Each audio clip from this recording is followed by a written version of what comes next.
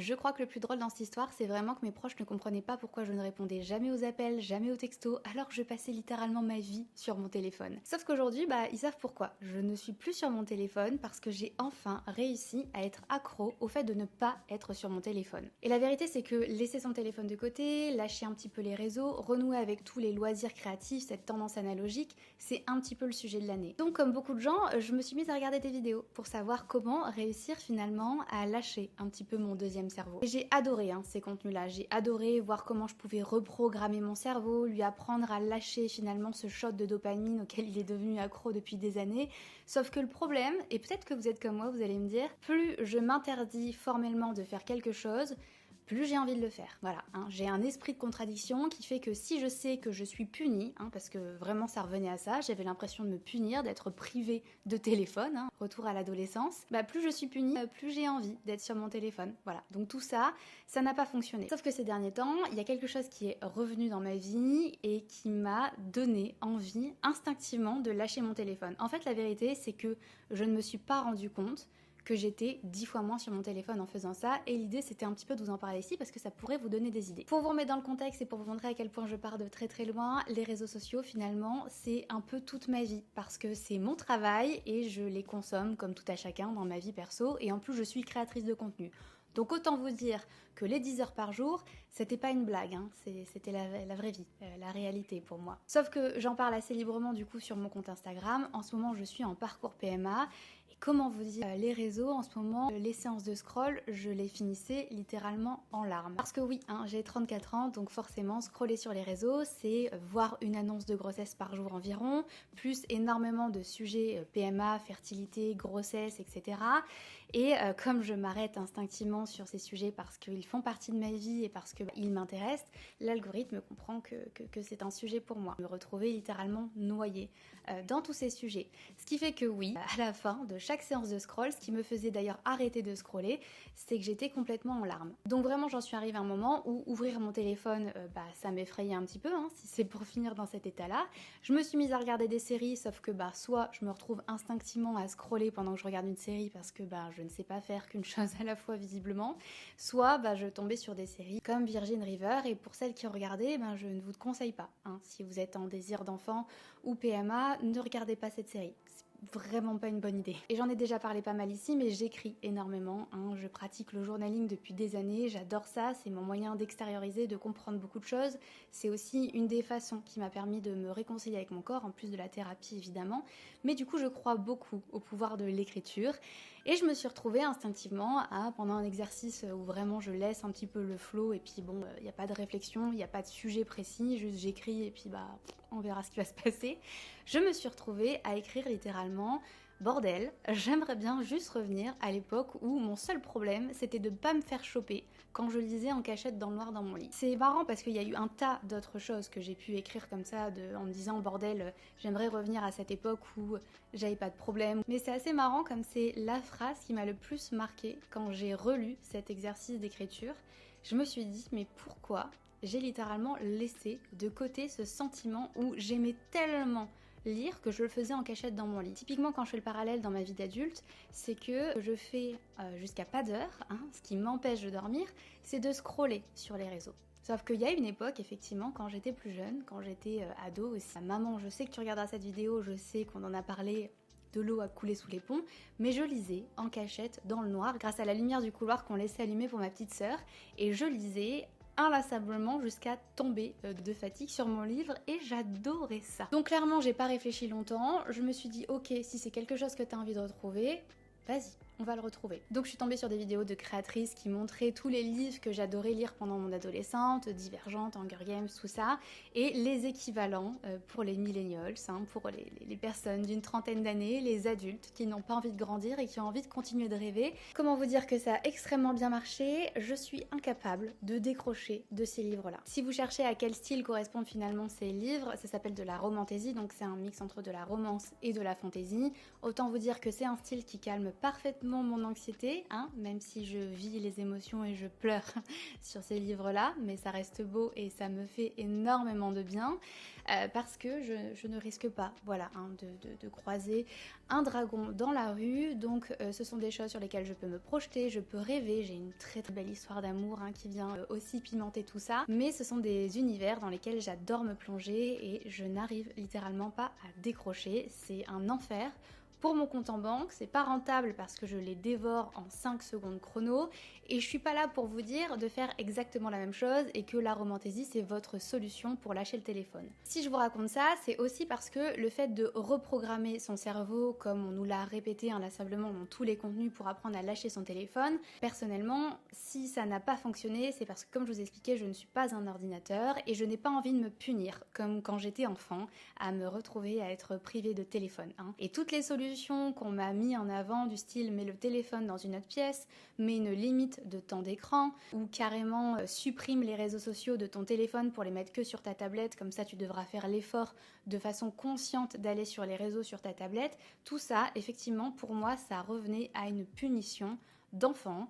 Sauf que comme je vous l'ai dit, j'ai 34 ans. Voilà, hein, je ne veux pas me punir. Et en plus de ça, j'ai énormément d'esprit de contradiction. Donc plus on va me dire de ne pas aller dans une direction, plus je vais avoir envie d'y aller. Hein, voilà. Si je vous dis ça, c'est parce que ma réflexion était que, effectivement, quand on scrolle, on a ce shot de dopamine et on a aussi cette impression de vivre énormément d'émotions à la minute. Effectivement, c'est un flow qui ne s'arrête jamais. On est toujours là à se dire, ok, qu'est-ce qui va arriver ensuite, ça sera encore mieux, etc. Et c'est à ça que notre cerveau finalement est entraîné. Mais pour moi, ce qui nous donne envie de faire quelque chose aujourd'hui, en tant qu'humain, c'est de vivre, de ressentir des émotions. Et ces émotions, quand on scrolle, elles sont infinies, elles sont très intenses, elles sont très différentes les unes les autres, mais surtout elles sont souvent déceptives et un petit peu culpabilisantes. Là tout de suite, faites un exercice et essayez de vous rappeler le dernier réel ou la dernière vidéo courte que vous avez pu consulter sur un réseau social. La plupart du temps, moi la première, là je suis incapable de me rappeler de la dernière vidéo que j'ai vue sur les réseaux. Parce que à part pour certains contenus pédagogiques ou contenus qui nous font vivre des émotions hyper puissantes, on ne gagne finalement jamais rien après avoir scrollé.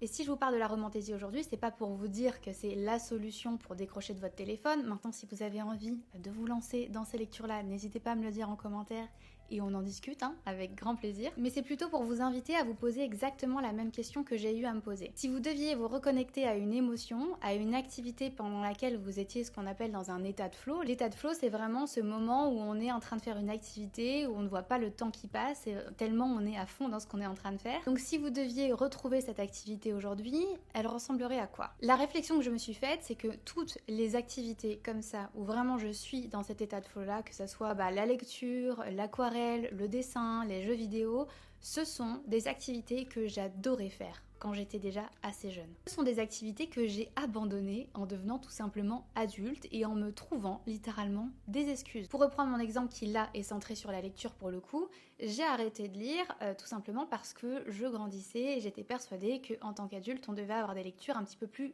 élitistes, hein, des lectures par exemple qu'on pouvait partager lors d'un dîner mondain.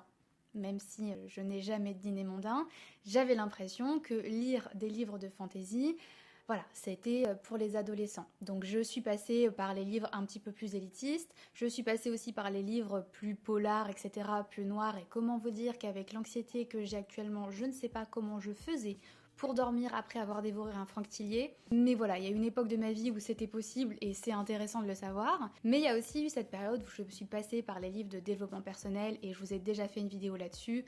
Je vous ai expliqué à quel point finalement de vouloir surtravailler sur moi constamment, ça a fait tout l'inverse voilà, de ce que j'avais imaginé à la base. Hein. Mais du coup ce cheminement à vouloir me forcer à avoir des lectures qui ne me ressemblaient pas parce que c'était les lectures que je pensais que je devais avoir, et finalement c'est ça qui m'a fait abandonner la lecture. L'autre excuse que je m'étais trouvée, c'est que je n'avais plus le temps. Voilà, hein. Je n'avais plus le temps, mais je passais 10 heures par jour sur mon téléphone. Et quand je dis 8 à 10 heures par jour, non, ce n'est pas que pour mon travail, ce serait trop mignon de se trouver cette excuse-là supplémentaire. Dans les missions que je fais pour les entreprises avec lesquelles je travaille, c'est souvent aussi sur mon ordinateur, etc.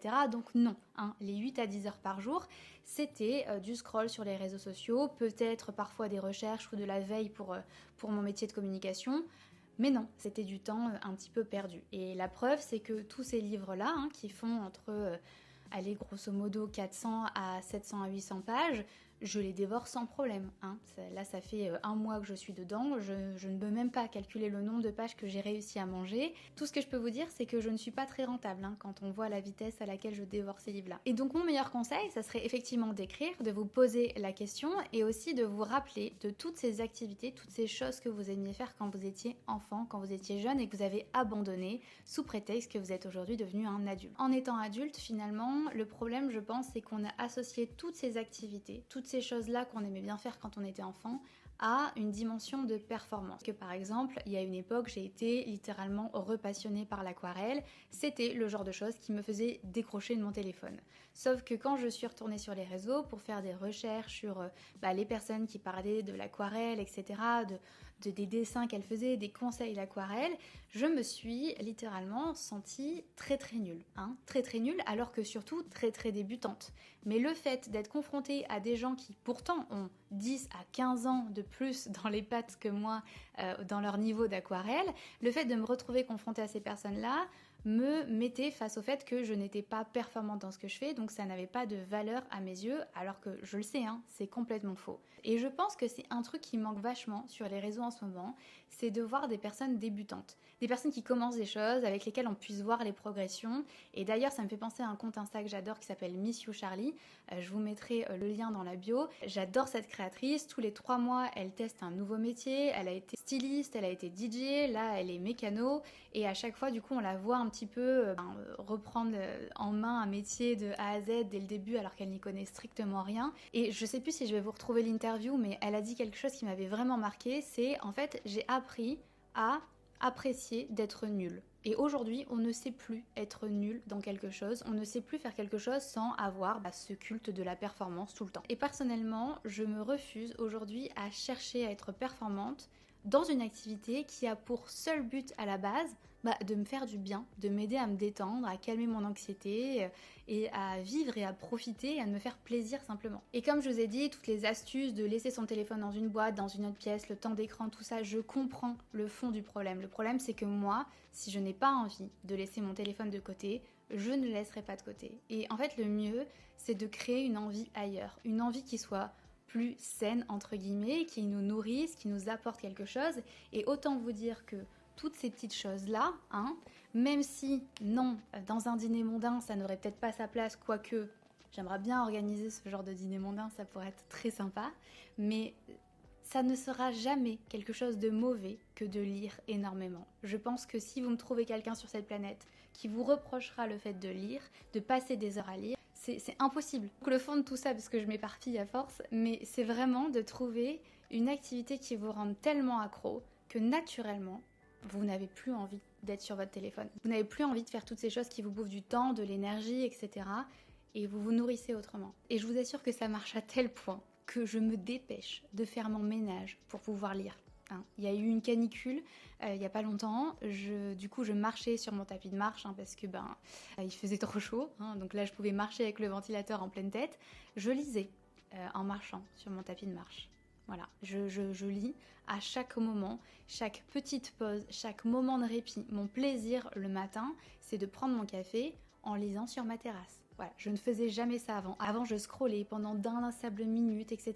Je ne bougeais pas de mon lit. Aujourd'hui, je peux vouloir aller simplement sur ma terrasse pour lire mon livre avec un café. C'est la meilleure façon de commencer la journée. Maintenant, je vais pas vous mentir, le fait de réussir à s'arrêter de lire, c'est un autre problème. Alors pour vous, ça sera peut-être pas ça sera peut-être pas la lecture, mais trouvez votre romantaisie. Parce que je suis sûre qu'elle existe et parce que je suis encore plus sûre que vous allez adorer passer un été à être accro à autre chose que votre téléphone. D'ailleurs, dites-moi si vous avez des activités comme ça qui ont popé dans votre tête tout le long de la vidéo, parce que je suis sûre que oui. Et si jamais vous avez aussi ce genre de lecture, dites-moi, parce que honnêtement, j'ai plongé dedans, c'est incroyable. Ce week-end, j'étais à l'événement organisé par La Martinière pour les nouvelles éditions de la saga à Cotard qui sont sublimes. Et c'était incroyable. Donc je suis sur Force Wing, la saga Force Wing à Cotard. J'ai commencé Quicksilver aussi. Bref, si vous avez d'autres idées, d'autres recos de lecture pour la suite, n'hésitez pas, avec grand plaisir. Et surtout, n'hésitez pas à vous abonner, à mettre un petit commentaire, un petit mot ou un petit like, ça fait énormément plaisir, ça soutient énormément. Et sur ce, moi je vous dis à la prochaine et trouvez votre romantaisie. Voilà, bisous.